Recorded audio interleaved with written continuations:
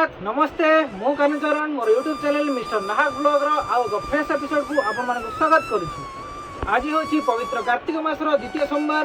एई सोमवार रे पवित्र दिन रे आमे आज आसी पहुंची जाइछु बुगुड़ा तथा पोलसरा ब्लॉक रो बोर्डर रे थिबा शैवपीठ प्रसिद्ध शैवपीठ बाबा स्वप्नेश्वर। एही मंदिरटी बुगुड़ा एनएससी ठारू मात्र 6 ରୁ 7 किलोमीटर दूर अवस्थित। एठाकू पहुँचवाक हेले प्रथमे आपनकू बुगुड़ा पोलसरा मुख्य सड़क दे गला बेले कणियापल्ली छकठू राइट साइड बुलवाक पड़ो। से बुलवा मात्रे ही आपन को देखा बाबांकर साइन बोर्ड श्री श्री स्वप्नेश्वर पीठ दईमुंडिया पहाड़ उभय पार्श्व धान बिल एवं प्राकृतिक सौंदर्य भरपूर एंजॉय करी आमे गाड़ी आगक आग बढ़ी चलता। धीरे धीरे आमे अति निकटर हो जाऊलु स्वप्नेश्वर बाबा मंदिर प्रांगण आड़े।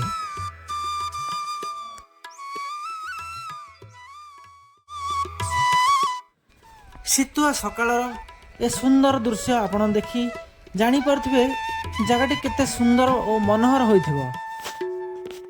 निज आखिरे न देखिले केबे विश्वास करि होबनी। वर्तमान आमे आसी पहुंच जाइछु स्वप्नेश्वर बाबा मंदिर मुख्य फाटक निकटरे।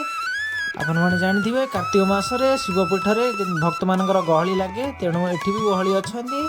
प्रथमे पाद धोई मंदिर भीतर को प्रवेश करने चेष्टा कले देखिए धीरे धीरे आम पाद सरी वर्तमान मंदिर को धीरे धीरे बढ़ी चलुचे। आपण मानक आसतु आम सागर मंदिर उपभोग करंतु।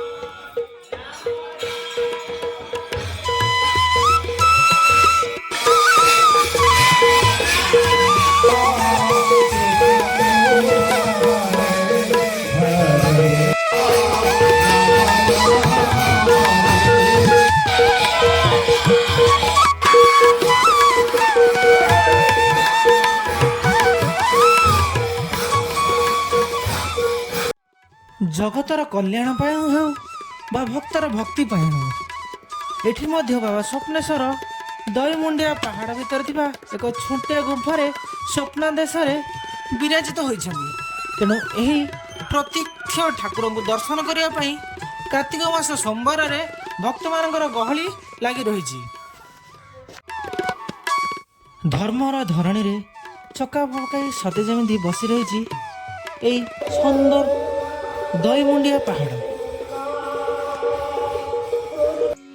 पाहाच परे पाहाच उठाणी तो पुणी केवल गड़ाणी एमिति एई अधा कंक्रीट रास्ता दे आमको पहुँचवाक पड़ो से मुख्य मंदिर निकट को। देखुंत वर्तमान मुख्य मंदिर पाखरे आम आसी पहुँच जाइछु।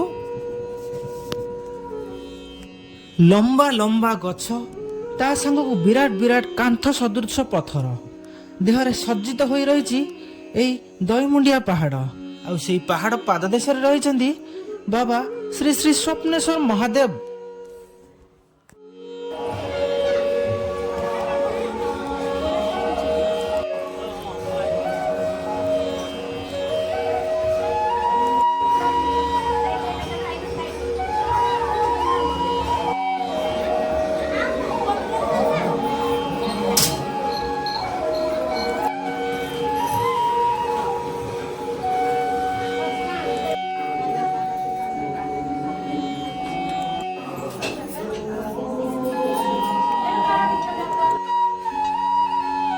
पत्थर देहरे सज्जित गुंफा मध्य आविर्भाव होइछन्ति बाबा श्री स्वप्नेश्वर महादेव।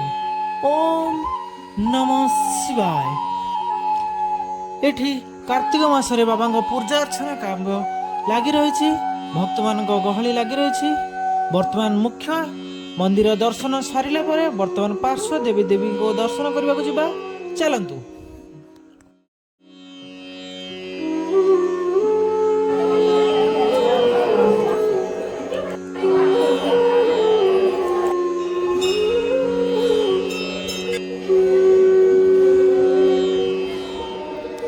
मंदिर ऊपर को गले देखी विश्वास हेउ नथिला बुगुड़ा निकटरे वृद्ध गोल को छाड़ी आहरी एक एमिति सौंदर्य भरा स्थान रे एक प्रसिद्ध शैवपीठ थिबो।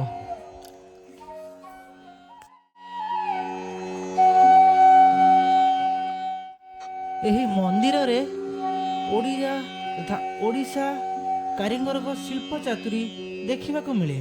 एठी विभिन्न देवादेवी पशुपक्षी नर्तकी क्षुद्रकाय मनीष तथा निखुण मूर्ति मानकर चित्रपट देखा मिल। यह मंदिर शोभावर्धन करने एठी प्रभु श्री बजरंगबली को स्थापित कर भक्ति सांग जो मान किसी एडवेंचरस करने भी इच्छा अच्छी से माने स्थान को आसी विजिट कर मंदिर ऊपर एक बहुत बड़ा गुंफा अच्छी से गुंफा मंदिर को जीवाई रास्ता देखते ये एकदम अणओसारिया रास्ता मध्य एक सुंदर गुंफा सबुज बनाणी मध्य यह गुंफाटी आच्छादित हो रही। आपन को एमती केउठी बसी केउठी उठी ये गुंफा मध्य को जीवा पड़ो।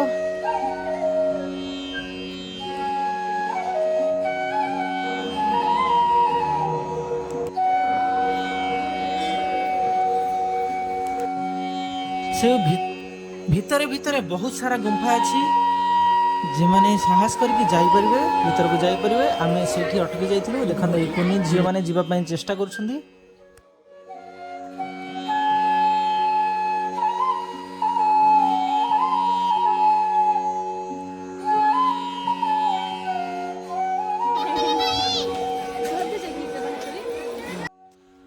मुख्य मंदिर दर्शन सारी आसला बेले रास्तार बाम पार्श्वे आउ एक मंदिर अच्छी जो मंदिर प्रभु श्री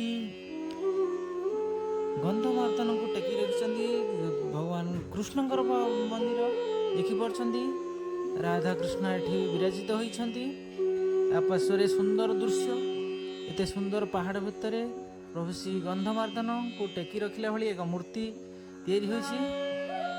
आपण मैंने भी निश्चित भाव केवे गोटे प्लान करंतु यही मंदिर को आसी प्रकृति सह भक्तिर लाभ उठाते।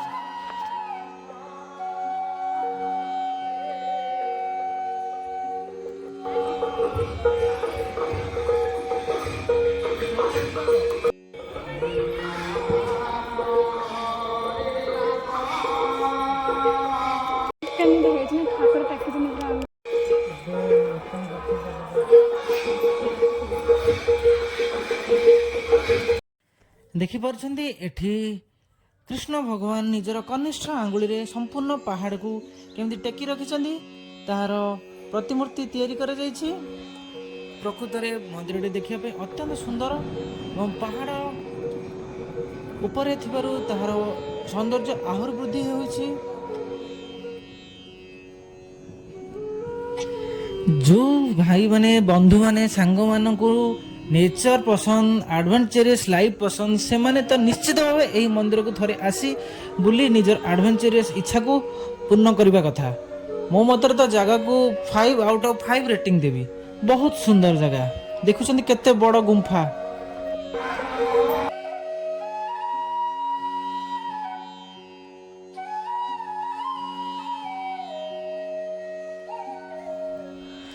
सतरे कार्तिक मासरे सबुज बनाली रे सजाई हो रही आमर अपरूपा प्रकृति राणी शागुआ बनाली धान गछ सब सते जमी नीलिया रंगर शाढ़ी हो लोटी हो पड़ी आम धरणी माता ऊपर। ये सब दृश्य देखी मन को अत्यंत आनंदित लगुला एवं विमोहित होउथिले।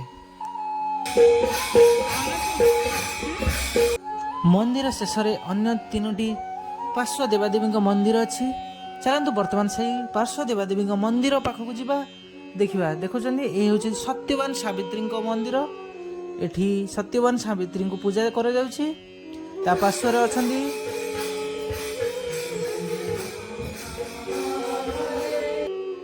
प्राकृतिक सौंदर्य सांग को भक्तिमय परिवेशर फायदा उठावाई सोमवार करुवा भक्त माने एठी आसी पिकनिक व्यवस्था करती। एठी निज परिवार बंधुवर्ग संगे आसी निजे रांधि खाई आनंद हुअंती। 20 टंकार गोटे खेचड़ी भोग से भोग को नहीं बर्तमान आम घर को बाहरी गलु। आज वीडियो को यही रखुचु। वीडियो केमती लगे निश्चय कमेंट कर जणाइबे। जो मैंने प्रथम थोड़ा चैनल को आसछंती चैनल को सब्सक्राइब कर जय जगन्नाथ।